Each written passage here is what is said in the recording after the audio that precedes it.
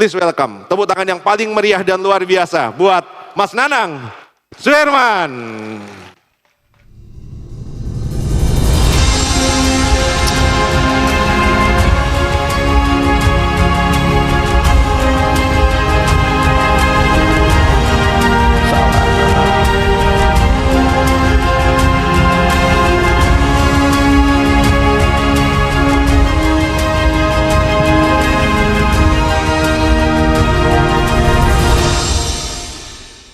Saya dulu pernah diketawakan sama tim manajemennya Nolongso. Ketika saya kumpulkan para manajer dan saya bilang, raker sebelumnya Mas Nanang itu bilang, ganyang KFC. Oh, kudu Mas Yo. Awal. Lalu saya merumuskan gimana caranya mengganyang KFC. Maka Nolongso harus bisa jual 1 juta produk per bulan saat itu. Target saya. Saya kumpulkan manajemen, saya cerita kepada manajemen dan manajemennya pada ketawa. Gak mungkin bagi mereka itu bisa jual 1 juta produk. Itu tahun 2016. Ternyata akhir 2017 1 juta produk itu tercapai dan supplier-supplier gak mampu untuk menyuplai sampai akhirnya ketemu suppliernya KFC yang di Jawa Timur dan bilang bahwa omset KFC turun. Kemungkinan besar pindahnya ke Nolongso. Untuk itu sekali lagi tepuk tangan yang luar biasa buat Mas Nanang. Waktu dan tempat saya persilakan Mas. Siap. Untuk sharing duluan. Permisi nuwun sewu Pak. Yeah. Bismillahirrahmanirrahim. Asyhadu an la ilaha illallah, asyhadu anna Muhammadar Rasulullah. Allahumma shalli ala sayyidina Muhammad wa ala sayyidina Muhammad. Saya bukan lagi mau karaoke ya. Assalamualaikum warahmatullahi wabarakatuh. Kayaknya tadi sudah di wisuda kok semangatnya hilang ya. Nek ndak semangat tak balik lagi aja deh. Assalamualaikum warahmatullahi wabarakatuh. Alhamdulillahirrabbilalamin. Seperti biasa, kalau saya mengisi, saya selalu saja cari selamat. Aturan yang saya berikan. Biar apa? Biar tidak disalahkan gitu ya. Oke. Siap. Aturan yang pertama, saya bukan seorang motivator. Jadi kalau tidak ada yang termotivasi, jangan salahkan saya. Sepakat? Oke. Aturan yang kedua, saya bukan seorang ustadz. Jadi kalau tidak ada petikan hadis maupun ayat, jangan salahkan saya. Sepakat? Apalagi sampai di debat. Ingat, ini bukan debat capres. Ya. Aturan yang ketiga, saya bukan stand up komedian. Jadi pas momennya habis makan siang, habis istirahat ngantuk, fix jangan salahkan saya. Salahkan Pak Ridwan aja ngundang saya gitu ya. Tepuk tangan dulu buat Pak Ridwan gitu ya. Suaranya kok gak jelas? Oke, kalau ada pepatah tak kenal maka. Jelas kayak feedback gitu. Halo. Oke, oh pintar semua gitu. Salah saya ngomong. Oke, kita taruh dulu atau kenalan ya. Kebanyakan orang-orang rata-rata tak kenal maka tak sayang. Jangan ya. Kenapa saya itu kok tidak boleh disayang? Anak saya 7. Ingat, 1 istri ya. Jangan ada pertanyaan tambahan. Oke? Nanti berabe di rumah nanti. 1 istri, anak 7. Jadi maka dari itu saya tidak boleh disayang-sayang oleh orang lain gitu ya. Nanti banyak yang marah gitu. Banyak orang bilang bahwasanya Mas Nanang ini wong tidak pernah mikir gitu ya. Anaknya sampai nyerecel gitu ya. Paling gede usianya baru kelas 6 SD. Kan? Pasti ngomong tidak mikir. Bu, Pak, sepuntene sing kathah, mohon maaf yang banyak. Saya itu wes mikir. Anak nomor 3, saya sudah pasang. Saya sendiri yang nganterin. Istri untuk pasang ayudi, Pak. Spiral, KB, jebol. Masa salah saya? Halo? Salah saya apa bukan? Takdir gitu ya. Nomor 4 sama, nomor 5 sama. Bahkan yang nomor 6 istri sudah mangkel mungkin ya. Habis pasang ayudi, pasang implan. Minum obat karena mau berangkat haji biar tidak datang bulan. Karena saya haus ibadah, semua dilipat gandakan gitu ya. Pulang haji hamil. Jadi fix ini takdir gitu ya. Yang penting goalnya adalah berusaha pantang menyerah gitu kan. Semaksimal apapun sampai penghalang apapun jebol gitu ya. Sudah saya buktikan gitu ya. Kan enggak ada isinya kan seminar saya ya. Salahkan Pak Ridwan aja ya. Ya ini saya punya perusahaan Anak Baik Corporation. Salah satunya adalah menaungi ayam goreng Nelongso. Mungkin yang lagi viral ada bebek carok. Tahu ya? Ada yang belum tahu? Kita bareng sama Tretan Muslim. Terus yang kedua mungkin yang sudah buka cabang di Jogja ada Dadar Beredar. Bareng sama Babe Cabita. Ada Sabi Sambal Bini, beberapa teman dan sahabat SBC pernah makan di situ, kita bareng sama Mbak Im Wong. Dan ini untuk brand-brand yang lain. Ini untuk brand di luar F&B kami. Ada Metro Mesin, kita punya pabrik mesin, jadi sekalian promosi gitu ya. Yang butuh mesin-mesin tepat guna hubungin saya guys. Mohon maaf gitu ya. Terus ada DSM, kita punya pabrik air mineral sama pabrik untuk kebutuhan F&B dalam hal ini mulai dari sabun segala macam di situ kita produksinya di sini. Ada MS atau Moro Swerman yang ini menaungi kontraktor kami. Ada grosir, Hoki Grosir yang kita punya prestasi saat Covid kita memenangkan salah satu tender untuk BPJS nasional di musim Covid. Jadi pas Covid saya masih happy karena cukup luar biasa. Nah ini yang saya ceritakan, Bila Kucing. Mas kok gak nyambung, apa urusannya F&B sama Bila Kucing? Bagaimana saya berusaha gitu, bagaimana saya itu tidak pernah menyia-nyiakan segala macam bentuk peluang yang ada. Covid, musim Covid saya hobinya jogging. Setiap jogging saya melewati sebuah perumahan dan di situ ada kucing berkeliaran. Ada kucing yang berkeliaran saat itu saya ambil. Karena jenisnya bagus. Saya tanya sama satpamnya, Pak ini jenis kucing apa? Exo itu bulunya pendek, hidungnya pesek. Boleh nggak saya ambil? Boleh mas, ini punya mahasiswa yang sudah pulang. Karena Covid harus pulang kampung, bener nggak? Saya pelihara, sampai gede. Kebetulan yang saya pelihara pejantan. Istri saya bu, sama. Nggak suka kucing, kalau ada kucing loncat dia. Tapi karena suaminya suka kucing, ya sudah dibiarin. Apa yang terjadi? Kucing ini butuh kawin karena sudah gede. Kok kebetulan ada teman yang jualan kucing. Saya beli, bayangin coba. Seorang perempuan takut kucing, suaminya malah tambah kucing lagi. Niatnya adalah membantu temannya. Kebetulan jenisnya adalah American Curly. Telinganya nekuk ke belakang, bulunya panjang. Kok tahu mas? Karena akhirnya bisnis kucing saat itu. Mereka berdua kawin, 2 insan gitu ya. Nah saat kawin ternyata terjadi mutasi gen. Teman saya yang jual sudah tahu. Mutasi gennya apa? Hidungnya pesek, telinganya nekuk ke belakang. Datang mas, kucing sampean sudah beranak. Udah dilihat berapa mas mau tak beli. Saya otak bisnis langsung. Wani piro gitu ya. Boleh 10 juta. Apa yang terjadi? Seorang wanita yang tidak suka kucing. Turun bu istri bu. Duduk, dolen gitu.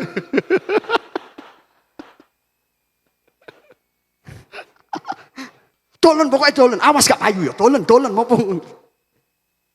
Sabar, akhirnya laku 12 juta. Maka dari itu di musim Covid saya juga berbisnis kucing. Jadi sebegitunya saya tidak pernah melewatkan segala sesuatu peluang yang ada. Berhasil tidak berhasil yang penting saya dapat pembelajaran. Ya ini awal perjalanan saya sebentar saja. Saya akan hanya sedikit menceritakan apa itu tadi. Begitu semuanya saya eksekusi. Saya kuliah 2 gelar. Psikologi sama ekonomi lulus semua bu. Sambil kerja dan tidak pernah jomblo. Tepuk tangan dulu. Berarti intinya apa? Saya bisa membagi waktu dengan baik gitu loh ya. Apa bisnis saya pertama? Keloper koran.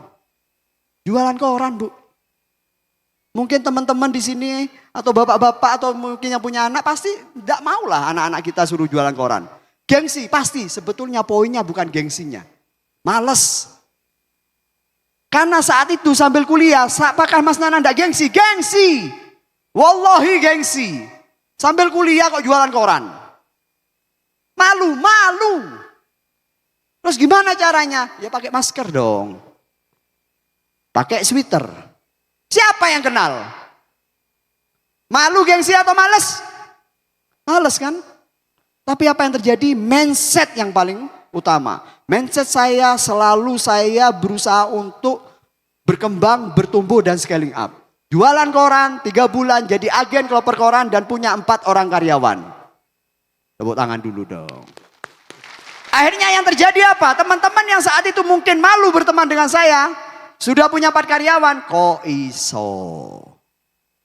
Nyele duwe gitu ya. Itu penyakitnya Wisan. Jadi tidak usah dipikirkan teman-teman kita yang toksit itu. Gitu. Sukses nyele duwe gitu. Sorry tidak nyindir. Tapi kenyataannya begitu. Benar gak? Ya. Yang kedua. Koran sudah mulai berakhir. Sales komputer. Nyeles di pameran-pameran. Kalau mungkin sales komputer dapat cuannya cuma 20.000 dalam 1 unit. Saya tidak jual di orang-orang di pameran. Kenapa? Mereka sudah paham komputer itu seperti apa. Yang saya lakukan apa? Jual di teman-teman yang bodoh komputer. Sehingga cuannya bisa 1 juta untungnya saat itu. Dan beberapa bulan kemudian saya buka dan punya CV grosir hardware dan software. Dari sales tanpa modal. Lanjut lagi. Makelar mobil. Saya makelarin di Facebook dulu saat itu. Sampai punya showroom mobil. Modal? Enggak. Terus akhirnya ya membanggakan orang tua lah ya. Kerja di Bank Jatim. Ini inisial ya. Kalau kepanjangannya Jawa Timur gitu ya. Di Bank Jatim, percaya enggak percaya, ibu saya bangga banget sampai tasakuran, hataman Quran. 6 bulan saya resign. Apa kata ibu saya? Stres gitu ya. Terus akhirnya saya merintis di besi tua. Dari besi tua modal cuma 2 juta. 2 tahun saya sampai punya pabrik biji plastik dan titip ekspor melalui PT Plasindo Surabaya untuk ekspor ke Cina. Dan syukur alhamdulillah dari ayam goreng Longso lagi-lagi dari sebuah gerobak. Dan mampu melantai di bursa dalam kurun waktu 11 tahun. Ya ini perjalanannya tidak perlu saya sebutkan. Karena di Google sudah banyak, di prospektus bisa dibaca gitu ya. Nah ini takut dikira hoak Bu, ada fotonya. Nah ini. Nah, ya orang yang paling luar biasa adalah CRA, tepuk tangan dulu. Ini prinsip saya. Apa? Bareng-bareng. Terima kasih. Assalamualaikum warahmatullahi wabarakatuh. Masya Allah. Tepuk tangannya jangan tanggung-tanggung dong. Tepuk tangan yang seriusan. Ya teman-teman kalau dari kemarin kayaknya gak ada kesempatan tanya sama pemateri, betul ya? Nah spesial.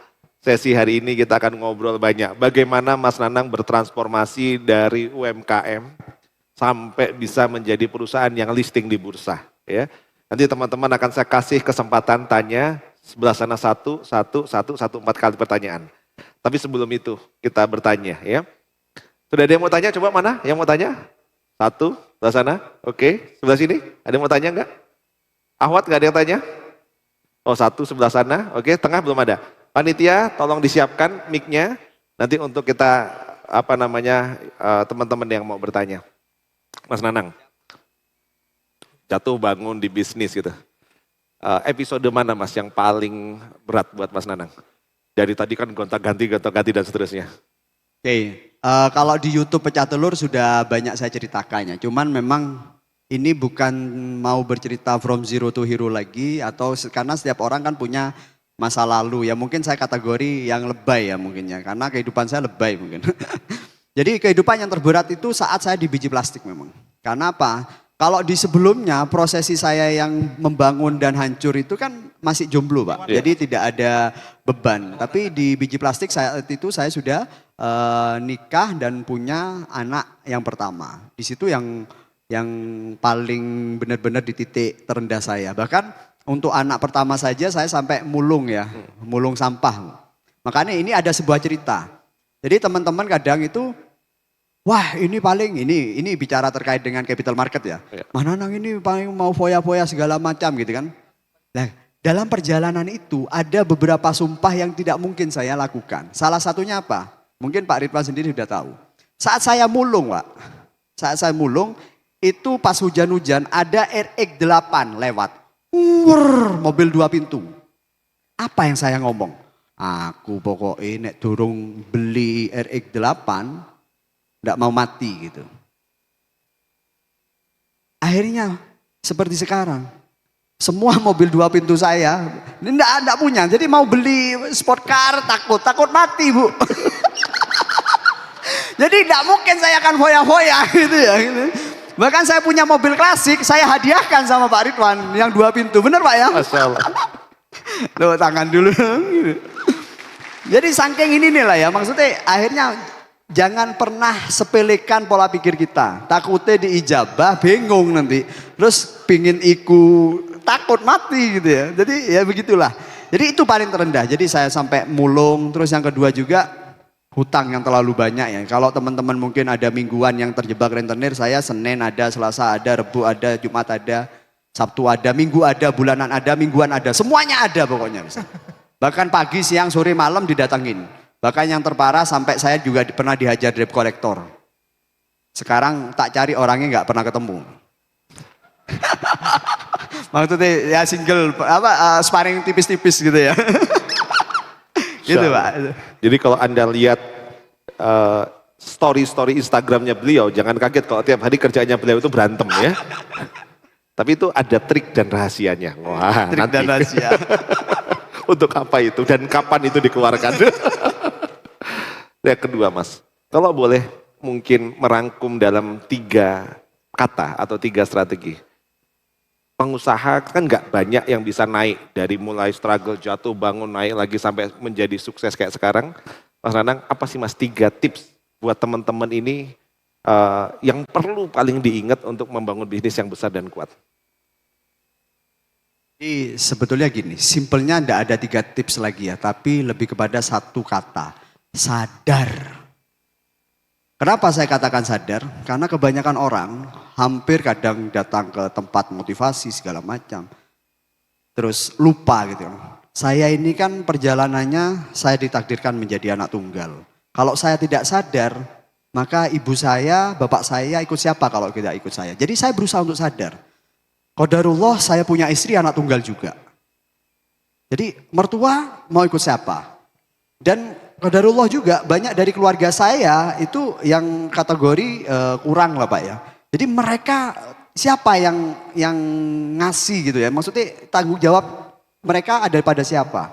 Dan qadarullah juga saya punya anak banyak, 7. Terus nek saya mau foya-foya atau bermalas-malasan ini kan berarti saya tidak sadar. Jadi poin utama kalau sudah keluarga kita saja tidak menjadikan diri kita sadar untuk terus membangun bisnis ini, untuk menjadi orang yang survive, untuk menjadi orang yang hebat, ya nggak usah hidup Pak gitu.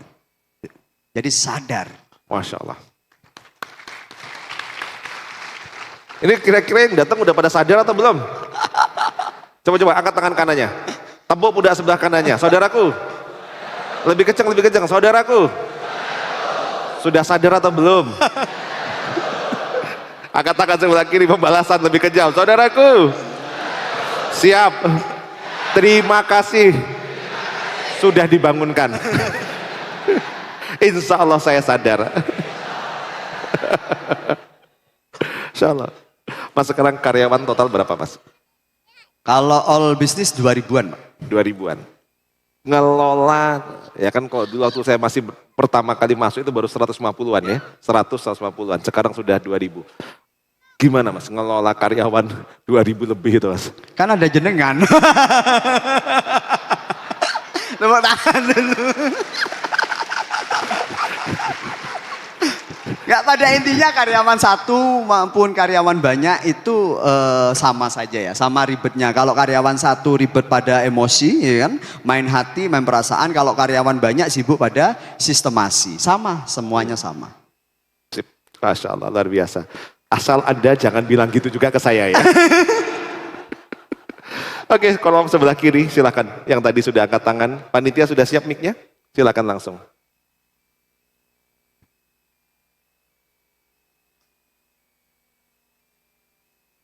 Berdiri, sebutkan nama, dari mana, dan pertanyaannya. Dipastikan panitia mic-nya nyala. Ya, bismillahirrahmanirrahim. Assalamualaikum warahmatullahi wabarakatuh. Waalaikumsalam warahmatullahi wabarakatuh. Nama saya Lili dari Cirebon. Alhamdulillah, saya mau bertanya kepada Mas Nanang. apa yang beliau paparkan dari tadi yaitu Masya Allah jatuh bangunnya untuk mencapai atau meraih kesuksesan sebagai pebisnis ulung itu. Yang saya mau tanyakan, ini mungkin di bisnis terakhir ya Mas Nanang, di ayam nelongso. Bagaimana atau trik Mas Nanang sampai meraih apa yang disampaikan oleh Koh Ridwan itu sampai sehari itu 1 juta porsi. Satu Nah, bulan. sasarannya mana itu pasarnya? Apakah ada pasar yang dituju? Misalkan contoh sekalangan mahasiswa ataupun kampus-kampus. Nah itu yang saya tanyakan. Itu mungkin Mas Nanang. Terima kasih atas waktunya. Siap. Jazakumullah khairan katsiran. Assalamualaikum warahmatullahi wabarakatuh. Waalaikumsalam warahmatullahi wabarakatuh. Saya tuh orangnya gini Pak ya, bukan karakter orang yang gengsian, maluan atau gampang minder. Itu prestasi terbaik kita di tahun 2018-19 Pak Ridwan ya. Itu sampai memang dia kasih gitu. Dan COVID kita masih tetap berprestasi ya walaupun tidak sebanyak itu. Mungkin bahkan jauh. Tapi prestasi kita di penghargaan online itu baik GrabFood, ShopeeFood, GoFood itu dapat penjualan terbanyak nomor 2 nasional setelah yang multinasional itu. Jadi artinya kami masih bertahan gitu. Yang saat ini kami akan lakukan rebound. Memang tujuan goal kami adalah rebound. Jadi saya kalau untuk sekarang memang tidak sebanyak itu. Tapi prestasi kita di tahun 2018-19 ya lebih dari itu Pak. Yang kita lakukan adalah yaitu tadi market kita yang sangat jelas. Jadi market kita itu 50% mahasiswa Pak. 25% mantan mahasiswa Pak. 25% lagi yang mau jadi mahasiswa Pak. Udah fokus di situ aja. Jadi kita enggak ini. Sehingga pas COVID kami masih bisa buka 4 cabang Pak Ridwan. Iya, betul. Kenapa? Fokus kita sudah kita rubah bukan mahasiswa. Tapi kepada mantan mahasiswa sama yang mau jadi mahasiswa. Jadi kita buka di daerah-daerah penghasil mahasiswa di situ Pak. Jadi fokus di situ. Jadi fokus kami saat itu mahasiswa di mana hampir tiap kota besar punya kampus-kampus yang cukup besar juga begitu. Spesifik market.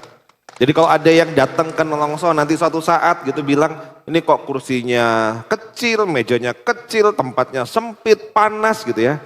Anda komplain ke saya, Coach Ridwan kenapa sih nggak dikasih AC, nggak dikasih sofa, nggak dikasih yang bagus? Jawaban saya gampang, mohon maaf, Anda bukan target market kami. Jadi sering ini juga Pak, apa namanya pas komplain, Mas kok enggak ada tisu? Ya itu tadi, karena mahasiswa habis makan nggak perlu tisu, bisa langsung gosok begitu juga kan. Aman gitu loh, jadi tidak nguras HPP Pak gitu ya. Jadi HPP-nya masuk ke produk, nggak ke tisu gitu Pak. Ya, target per outlet itu 1.000 porsi per hari rata-rata, average, per putaran. Jadi kalau dibuat tempatnya mewah, maka nanti orang nongkrong duduk dia nggak akan pulang. ya, Jadi kita treatment bagaimana dia bisa turnovernya tinggi, datang makan selesai pulang. Nah, efektivitas satu outlet Nelongso yang kecil mungkin kalau dibandingin dengan gacoan yang segede gitu, itu bisa jadi secara produktivitasnya nggak jauh berbeda. Kenapa gacoan dia butuh space segitu gedenya? Kalau saya kan sebagai coach jadi boleh ngomong brand lain ya. Karena orang nongkrong di gacoan itu nongkrong duduk santai. Paling nggak makannya bisa 3-4 jam. Dengan porsi makanan yang murah. Maka kalau dia mau dapatkan porsi dengan perputaran sehari 1.000 lebih, itu dia butuh space yang gede banget. Nelongso kenapa bisa kecil dan efektif? Karena orang datang makan pulang dan bahkan sekarang hampir 50% transaksi di ojol. Pas pandemik itu kita berhasil geser sampai 70% Mas ya. 70%. 70% lebih itu masuk ke online. Nah itu yang membuat survive. Jadi Mas Nanang mampu berhasil shifting dari offline ke online, sekarang geser split jadi 2, offline dan online-nya digedein. Itu mungkin salah satu. Dan fokus spesifik marketnya tadi mahasiswa. Jadi nggak terlalu pusing ngelayanin yang lain. Jadi kalau dikomplain sama yang bukan target market, ya diterima, tapi karena memang itu bukan strategik. Insya Allah. Silakan dari kolom tengah. Bismillahirrahmanirrahim. Nama saya Beni Samsul Hidayah dari Malang. Kalau melihat perjalanannya Mas Nanang ini kan benar-benar dari nol ya. Mungkin akan bisa jadi contoh kita. Yang kita UMKM kecil tidak berkecil hati bahwa seperti Mas Nanang ada contohnya. Bisa menjadi sampai top ke majority perusahaan seperti itu. Ini saya yang jadi pertanyaan saya. Pasti di setiap perjalanan proses itu kan ada kendala, ada masalah, ada problem. Pasti juga pernah jatuh. Menyikapinya itu seperti apa ketika jatuh dan menyikapi kegagalan sampai saya harus bisa melewati ini dan lebih baik dan apa yang menjadi tujuan utama sampai terakhir itu bisa tercapai. Pertanyaan saya dari saya seperti itu Mas Nanang. Siap. Terima kasih banyak atas jawabannya. Assalamualaikum warahmatullahi wabarakatuh. Waalaikumsalam Waalaikumsalam. warahmatullahi wabarakatuh. Jadi gini, saya tuh karakter orang yang memang nggak mau ambil pusing ya. Jadi kalau dan Allah saat kita saat kita memang mencari dan berusaha untuk menuju goal tersebut, itu pasti akan dibukain aja kok. Makanya jangan pernah kita berbelok dari goal kita. Contoh misalnya, saya orangnya karakter pusing sehingga nggak mau pusing sehingga saya berusaha untuk cari istri yang bisa menghandle semuanya gitu kan. Ya nemu juga akhirnya gitu kan. Jadi kalau biasanya yang termenung itu bapak-bapak gitu, itu enggak istri saya yang termenung gitu. Jadi itu yang terjadi di saya. Jadi semua yang jadi beban ada di istri gitu ya. Mumpung enggak datang gitu ya. Jadi begini, yang benar-benar saya inikan itu sesimpel ini. Toh mau dibikin pusing, habis Senin juga Selasa kok. Mau dipepet-pepetin, besok juga jadi Selasa gitu. Jadi hadapin aja. Bahkan saya tuh fokus kepada hal-hal yang memang menjadi tujuan utama. Walaupun masalah-masalah itu menjadi penghambat, saya tidak hiraukan. Bahkan kalau misalnya karena kita percaya sama karyawan segala macam, bukan tidak sedikit uang-uang yang dibawa lari karyawan sampai tembus 4 miliar, hampir 5 lah ya gitu. Tapi ya sudah deh gitu, bukan maksudnya kakean duit tidak, tapi fokus saya bukan di situ. Jadi sesimpel itu saya tidak mau dipusingkin dengan hal-hal yang mengganggu goal saya. Terus yang kedua, ini yang terpenting adalah kita mampu melakukan mitigasi. Setiap orang Pak itu pasti punya jiwa males dan itu tidak ada solusinya. Harus dikalahkan aja. Strateginya nggak ada, dikalahkan mau nggak mau. Sehingga kadang kita ini saat mencapai sebuah kegagalan itu kita tuh terlalu banyak penyesalan. Terpuruk di dalam penyesalan tersebut. Akhirnya tidak melakukan apa-apa. Tapi kalau saya gagal, saya akan melakukan mitigasi. Saya akan sharing dengan istri. Apa nih poin-poin yang menjadikan kita gagal. Sehingga kita bisa petakan dan itu kita perbaikin. Balik lagi kepada yang tadi itu, bagaimana caranya kita melakukan mitigasi? Yaitu tadi goalnya ini harus jelas. Tujuannya kita kemana? Contoh di proses IPO gitu kan. Proses IPO bukan tanpa halangan Pak.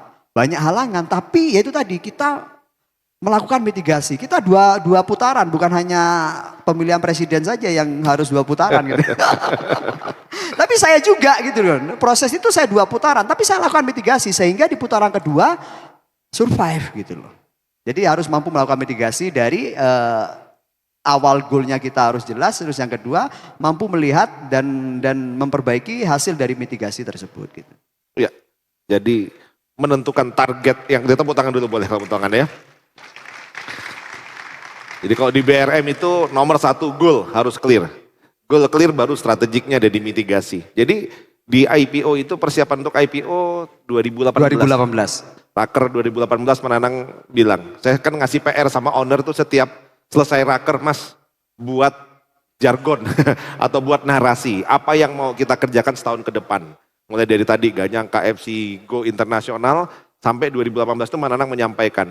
Di depan gak janjian, maksudnya gak ngomong dulu, gak konfirmasi dulu ke saya, tahu-tahu di depan bilang, go IPO. Wah, aku dredeg. Karena saya tahu IPO itu prosesnya harus sudah sampai GCG ya. Jadi good corporate governance. Kita harus sudah mulai siap ditelanjangi, laporan keuangan dan lain-lainnya teraudit, dilaporkan pajak udah pasti ini. Dan itu bukan mudah saya bilang. Selesai itu sampai saya rangkul keluar, Mas serius lah kayak gitu. Tapi Masya Allah beliau melakukan dan sempat terpending karena pandemik ya, 2 tahun ya. Dan 2023 awal Mas Nana ngajak saya ketemu lagi. Pak ini kayaknya kita sudah serius mau nyedusi IPO, kita siapkan. Akhirnya waktu itu buku Desember 2022 ya. Buku Desember kita pakai yang targetnya cuma punya waktu 6 bulan. Harusnya Juni atau Juli ya, 2023. Juni atau Juli 2023 itu kita IPO, qadar Allahnya nggak kekejar. Nggak kekejar. Setup buku baru lagi, ya buku baru, target Desember, alhamdulillah Februari selesai. Ya, jadi artinya perjalanan panjang dan tidak mudah. Itu yang disebut 2 putaran tadi. Ya, salah. Lanjut baris ketiga, silahkan. Ayo langsung cepat saja, karena waktu terbatas. Iya, selamat sore Mas Nanang dan Coach Ridwan. Saya Dian dari Surabaya. Kalau dari tadi disebutin tentang istri-istri, mumpung istrinya nggak ikut, saya pengen menggali dari sisi itu Mas. Ya, jadi di baliknya Bentar, diluruskan. Istri saja. istri saja. Istri-istri. Istri saja Mas, saya ralat ya. Iya, jadi di balik seorang Mas Nanang pasti banyak orang yang berjasa. Salah satu kalau saya tadi melihat paparannya adalah seorang istri ini. Dari awal ini memang couplepreneur atau bagaimana? Saya lihat kok Mas Nanang ini seorang yang saya bilang easy go, kemudian yang entah pemikir atau tinkernya istri atau gimana Mas strateginya ngatur hingga hari ini survive dengan 7 anak, karena saya tahu emak-emak kalau ngatur bisnis bapernya luar biasa. Itu aja Mas, terima kasih. Siap. Jadi memang dari awal saya sudah couplepreneur ya. Jadi gini, kebanyakan juga laki-laki juga kadang sudah ada ini menjadi tanggung jawab saya. Sehingga istri kadang tidak diikut sertakan. Justru saat saya awal menikah memang melakukan hal itu Pak. Cuman ada kelemahannya. Apa itu? Saat istri tidak diberi sebuah edukasi, istri ini kan simpelnya begini ya, perbedaan antara istri dan suami, laki-laki dan perempuan. Perempuan ini kebutuhan, fokusnya di situ aja. Kebutuhan perut dan kebutuhan di bawah perut, clear. Makanya tolak ukurnya adalah, kalau filosofinya jamu laki-laki gitu kan, jamu pegelinu. Untuk apa? Memenuhi kebutuhan perutnya. Dan jamu kuat pastinya gitu ya. Loh kok gak ada yang tertawa ini Pak. Malum Pak, soleh-soleha semua. Oh soleh-soleha. Belum paham begituan. Ya, mohon maaf, tapi saya berusaha untuk menjelaskan beberapa filosofi. Mudah-mudahan ini tidak dianggap inilah ya, tapi Aman ya tenang. gitu kan. Cuman balik lagi contoh kecilnya gini. Misal nih, istri dibutuh, ya selesai. Karena memang berdasarkan kebutuhan saja. Laki butuh mobil, selesai enggak? Enggak selesai. Audionya diganti. Bener enggak? Peleknya diganti. Seribet itu gitu loh laki-laki itu pada dasarnya. Cuman kalau itu kita tidak saling memahami antara satu dengan yang lain akan bertengkar. Maka dari itu saya berikan sebuah edukasi terkait dengan bisnis kepada istri. Saat sudah saya teredukasi ternyata istri jauh lebih pintar daripada saya. Bahkan guru-guru saya juga pernah bilang, aslinya si pinter ini Mbak Yeni gitu, bukan Mas Nanang. Tapi saya tetap menjawab, justru pinteran saya Pak. Kenapa? Karena saya pinter milih istri pinter gitu ya. Itu yang terjadi. Sehingga karena istri jauh lebih pintar daripada saya, itu kan. Biasanya kalau couplepreneur itu penyakitnya adalah sering bertengkar, bener enggak? Betul ya? Kita langsung duduk. Oh, kok kita sering bertengkar ini? Kita mitigasi, permasalahannya apa? Akhirnya mau enggak mau, kan kita pernah tes Steven nih. Saya itu sebetulnya harus support istri. Jadi tunduk lah gitu, takluk sama si istri saya, bukan si istri saya gitu kan. Tapi secara makom gitu kan, laki-laki harus berada di depan. Karena laki-laki itu punya jiwa patriot. Ini yang kadang enggak boleh dilemahkan Bu. Sepunten nih Bu. Saya bela bapak-bapak sekarang gitu. Karena sekali jenengan lemahkan bapak-bapak, mereka akan lemah. Bahkan ekstrimnya, mohon maaf, loyo saja dikasih support sembuh kok Bu. Sampai seperti itu, karena butuh. Karena seorang laki-laki itu memang patriot. Jadi itu yang saya jelaskan pada istri saya. Sehingga contoh misalnya, dalam bisnis saya sebagai pemimpin. Kalau di rumah saya takut Pak, Fir'aun aja nurut. Ada yang berani di sini. Sama, senasib kita. Tapi kalau di depan karyawan, saya sebagai pemimpin, sekali kamu membantah, jiwa patriotisme saya akan turun dan lemah. Harga diri saya sebagai seorang pemimpin akan selesai sudah. Dan itu harus diedukasi. Apa yang terjadi? Misalnya dalam rapat, ada Pak Ridwan tahu kok. Saat istri kadang tiba-tiba tidak sesuai itu menyangga, saya maki-maki Bu. Woi, aku gitu. Diam kamu punya mulut. Serius. Kalau ada yang kuat, ibu-ibu di sini dimaki bapak awas kamu ya, paling gitu. Itu tidak terjadi pada istri saya dan sudah saya edukasi. Misal saat saya berdiskusi masalah pekerjaan, kamu harus begini, terus tiba-tiba yang otakku udah nutut, belum ngurus anak, belum ngurus ini. Saya stop langsung. Ayo kita mitigasi lagi. Kalau untuk urusan ini berarti nambah ART, clear. Kalau urusan ini berarti seperti ini. Mana yang mau dibahas? Gitu. Jadi harus kita mitigasi Bu. Jadi clear, tidak boleh urusan bisnis dibawa ke ranah rumah tangga. Perdebatan pasti ada, tidak mungkin tidak ada. Karena ada perbedaan pendapat. Tapi nek ini dibawa berlarut-larut, selesai sudah. Karena ingat ya, sumber rezeki itu ada di keharmonisan keluarga. Masya Allah, tepuk tangan yang luar biasa ya. Ini materi QLP nih, Quantum Leap Program. Kalau kemarin katanya karena bicara tentang bagaimana couple planner dan juga mengharmoniskan. Kenapa di QLP itu kita ada materi harus ngajak pasangan dan deep talk? Ya karena banyak problemnya couple planner itu nggak selesai di dalam rumah tangganya. Dan saya tahu betul saksi sejarah dan juga saksi perjalanan beliau bagaimana couple planner ini terus belajar. Ketika mau IPO, Mbak Yeni itu nggak ngerti tentang IPO itu apa, saham itu apa. Tapi dipaksa sama Nanang dan sekarang saya ngobrol fluent. Ngerti saham, ngerti emiten, ngerti Bahkan lebih pintar dia sekarang, Pak.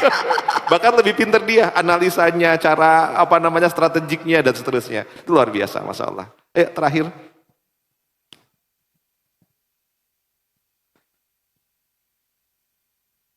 Mana tadi? Silakan cepat, harusnya dari tadi sudah disiapkan. Tinggal ngasih mic. Baik, Assalamualaikum warahmatullahi wabarakatuh. Waalaikumsalam. Waalaikumsalam warahmatullahi wabarakatuh. Saya Lia dari Lamongan, terima kasih atas kesempatannya. Yang saya tanyakan tentang pemilihan produk, apalagi ini kan soal kuliner, apalagi kuliner saat ini itu gempurannya macam-macam, ada dari K-popnya, dari Korea, terus akhirnya makanan itu viral hanya sesaat. Sedangkan untuk triknya Mas Nanang, agar awal-awal mula ayam nelongso ini bisa legend sampai sekarang bisa diterima pasar dengan baik atau produk-produk lainnya, salah satunya sambal sarumpet ya Mas ya? Nah itu kan juga kayak event viral di Lamongan juga pernah ada kayak sambal dibakar tapi nggak bertahan lama. Tapi kalau punyanya Mas Nanang ini bisa sampai sekarang bertahan kan pasti ada tips-tipsnya. Nah, mohon dijelaskan. Terima kasih. Wassalamualaikum warahmatullahi wabarakatuh. Waalaikumsalam warahmatullahi wabarakatuh. Jadi kalau kita bicara tips, mau tidak mau namanya makhluk hidup harus terus bertumbuh. Kalau nggak tumbuh berarti mati. Dalam dunia bisnis tumbuh itu dari mana? Salah satunya dari inovasi. Inovasi itu kita, kalau memang kita kadang kan waduh aku udah punya ide segala macam. Kenapa? Goalnya itu tidak jelas. Coba dikasih goal, dikasih timeline, dikasih deadline. Tiap 3 bulan di divisi R&D kami, mereka harus menyetorkan menu baru.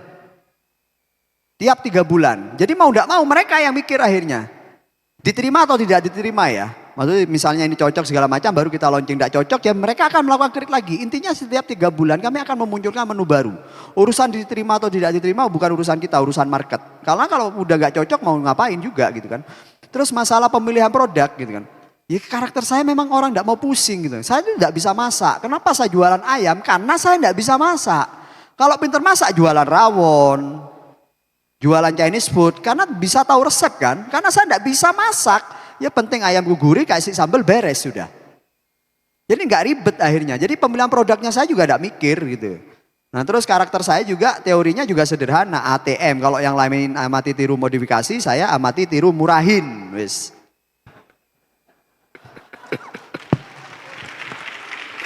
Ya, di dalam strategi bisnis itu ada namanya MITU, Innovation Strategic dan MITU Strategic. Innovation Strategic itu kita dalam pendekatan membuat produk dan lain-lain itu mikir, riset dan seterusnya untuk membuat sebuah produk. Biasanya costly, biayanya mahal. Nah ini biasanya dilakukan untuk mereka yang punya budget R&D besar dan tingkat competitiveness industrinya nggak terlalu tinggi. Banyak contoh-contohnya, tapi biasanya contoh kayak dulu ada perusahaan Pocari Sweat itu 300 miliar hanya untuk tes market dan agar produknya diterima. Tapi kalau kita ngeliat kayak di Indomaret, ada sekarang tuh Cimory itu yang dalam bentuknya pouch, pernah tahu ya? Itu awalnya mungkin orang aneh ini produk apa. Sekali dia laris langsung semuanya. Greenfield buat, Indomaret buat, apa buat. Nah itu namanya strateginya namanya MITU Strategic. Dia menggunakan riset orang yang sudah ada, yang costnya besar, di-convert agar menjadi ide yang sederhana, dimodifikasi dan mungkin salah satu pendekatannya adalah value-nya Nelongso ini punya kemampuan untuk membuat produk tiruan yang murah. Kayak pabrikan Cina, Bobi. Kuliner pabrik Cina Pak. Ya itu salah satu strategik ya. Tepuk tangan sekali lagi buat Mas Nanang ya. Mas terakhir Mas. Siap. Ini alhamdulillah nggak ada yang tanya IPO ini tadi ini ceritanya ya. Mas, untuk teman-teman, sebenarnya di sini juga banyak yang bisnisnya udah skalanya puluhan miliar, ratusan miliar. End game-nya, nah Mas. Kalau mau teman-teman itu masuk di market, capital market lah, ada pesan-pesan nggak buat mereka agar mereka bisa prepare dari sekarang? Oke, jadi begini ya teman-teman. Saya tuh karakter orang yang selalu berjalan, jalanin aja gitu ya. Walaupun tidak semuanya bisa menerima hal itu. Ada juga beberapa guru-guru saya yang memang pola pikirnya adalah fundamental segala macam. Kalau bagi saya simpelnya begini, mau dikuatin model gimana pun cost-nya sama kok. Goalnya pun juga akan sama. Jadi saya ya udah dibarengin aja, kita memperkuat, kita juga ikut berlari gitu kan. Karena momentum itu kadang tidak pernah bisa terulang. Iya. Momentum, kesiapan segala macam gitu kan. Sehingga ya saya kalau mungkin beberapa orang gitu kan fundamental segala macam, ya kita semua jalanin bareng. Bahkan Pak Ridwan sendiri kan paham gitu kan, kita membangun bukan tidak serius. Kita membangun serius fundamental segala macam gitu. Nah, terkait dengan pesan-pesan ini bahkan bursa sendiri pun ngomong gitu, bertumbuhlah bersama kami. Jadi bukan bertumbuh dulu terus baru IPO tidak, tapi memang diajak oleh pemerintah itu ayo tumbuh bareng-bareng gitu. Karena apa? Pembelajarannya luar biasa. Ternyata sepinter apapun kita saat saya sudah melakukan listing kemarin, itu edukasi dari pemerintah luar biasa banyak akhirnya Pak. Tiap 2 hari sekali tim-tim kami melakukan meeting gitu kan bersama pihak bursa. Terus seminggu sekali, sebulan sekali diundang untuk diberi sebuah edukasi segala macam. Berarti kan memang diajak untuk bertumbuh gitu. Jadi enggak usah takut. Cuman pesannya adalah gini ya. Kebanyakan dalam proses apapun itu pasti nasihatnya hanya satu, mental. Siapkan mentalnya. Cuman bukan mental yang dalam tanda kutip ya. Misal nih, kalau kita mau masuk ke rumah hantu, mentalnya biasanya apa coba yang disiapin? Kadang kan cuma yang disiapin keberanian ya, terus surat-surat pendek gitu, doa-doa gitu kan, bener enggak? Padahal kadang kita lupa. Justru yang memang kegiatan kita sehari-hari, misal senjata kita sehari-hari, entah pisau, entah batu, entah tongkat, itu kadang tidak kita lupa bawa. Padahal saat kita masuk rumah hantu, hantunya bisa jadi tidak datang. Tapi ada kecoa. Terus mencolot. Wurung wis. Itu kan yang terjadi. Ada tikus, kita takut. Ada ular bahkan, kita takut, kita tidak bawa apapun. Nah itu. Jadi secara mental memang harus kita persiapkan. Tapi kesiapan itu juga perlu. Jadi jangan pernah remehkan hal-hal sederhana. Jadi mau di tempat apapun, number one adalah kesiapan. Karena sukses adalah bertemunya opportunity, peluang, dan kesiapan. Dan Mas Nanang salah satu orang yang selalu mempersiapkan timnya untuk siap dalam semua keadaan dan semua kondisi. Itu Masya Allah luar biasa. Tepuk tangan buat beliau ya. Timnya Mas Nanang itu nggak punya jam kerja. Mau jam 3 pagi diajak meeting, ya jam 3 pagi meeting. Jam 2 pagi diajakin meeting, jam 2 pagi meeting. Bahkan sampai dari pihak bursa pun bilang bahwasanya tim kami militan banget. Karena jam 2, jam 3 mereka 24 jam setia setiap saat. Ya, Mas, berapa lembar saham yang kemarin dilepas dan dapat berapa dari total IPO? Bocoran dikit buat teman-teman. Jadi gini, lembar saham yang kita lepas cuma sedikit. Makanya kalau dalam teori supply and demand akhirnya kita tembus. Cuma 2,25 juta lot.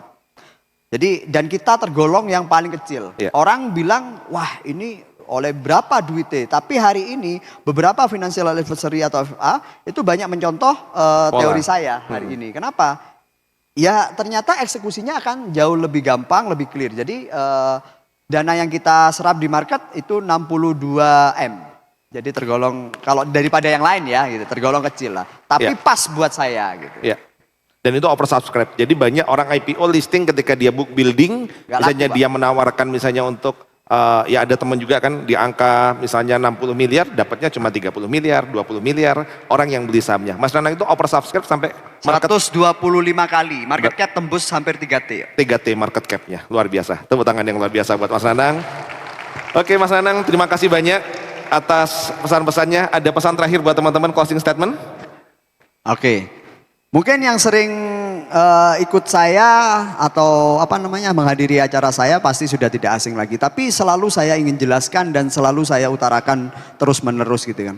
Karena biasanya kan seperti pengajian lah ya. Pengajian itu kan yang diceritakan cuma itu aja tapi ternyata dampaknya luar biasa. Setiap hal nasihat yang terus berulang maka akan membekas gitu. Saya punya hobi jogging bapak-bapak ibu-ibu. Yang tahu pasti paham lah ya. Berat badan saya dulu 1 kintal. Di mana jogging harian saya itu 8 kilo kalau santai, kalau misalnya weekend bisa sampai 24 kilo. Nasihat yang ingin saya sampaikan itu bukan masalah joggingnya, tapi kegiatan saya. Di mana pernah enggak teman-teman, bapak-bapak, ibu-ibu semua saat jalan kaki menemukan uang receh 200, 500 rupiah? Pernah enggak? Sering enggak? Diambil enggak? Enggak kan? Coba nek 50.000. Langsung dicak mungkin ya.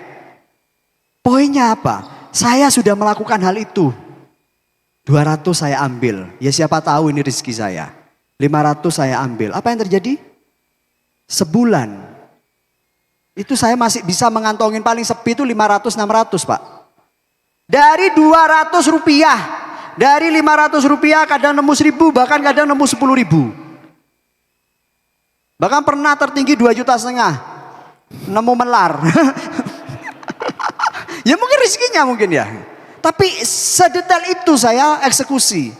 Jadi poinnya adalah bisa jadi bukan pekerjaannya yang gak ada. Tapi kitanya yang milih-milih pekerjaan. Nendak saya ketahui gak disuku. Ah receh gak mau. Bisa jadi bukan bisnisnya yang gak ada. Kitanya yang terlalu banyak memilih bisnis. Suruh jualan cilok gengsi males. Kalau sudah seperti pentol kabul, pentol gila, cabangnya ratusan, kok iso? Diundang seminar.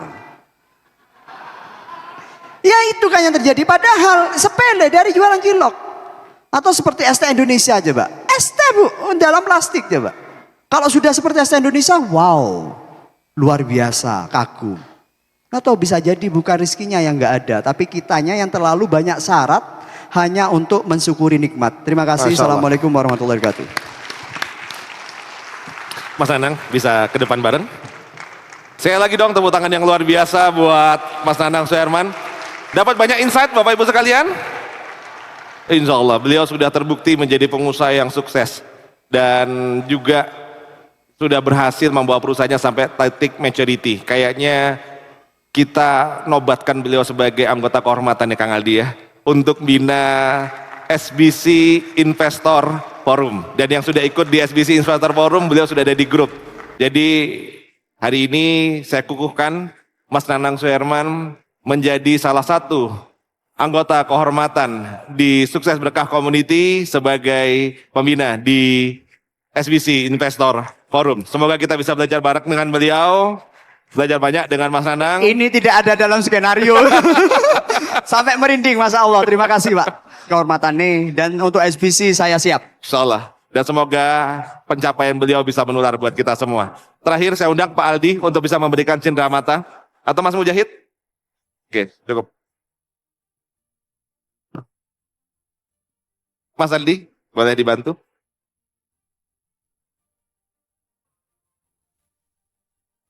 Mas Mujahid bisa ikut maju. Nah, yang satu dari Mas Mujahid. Nah, Menteri Pendidikan.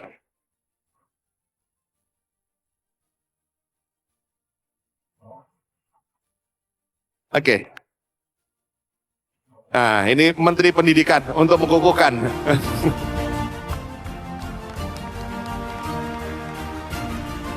Terima kasih Mas Nanang. Allah. Foto bareng, ayo.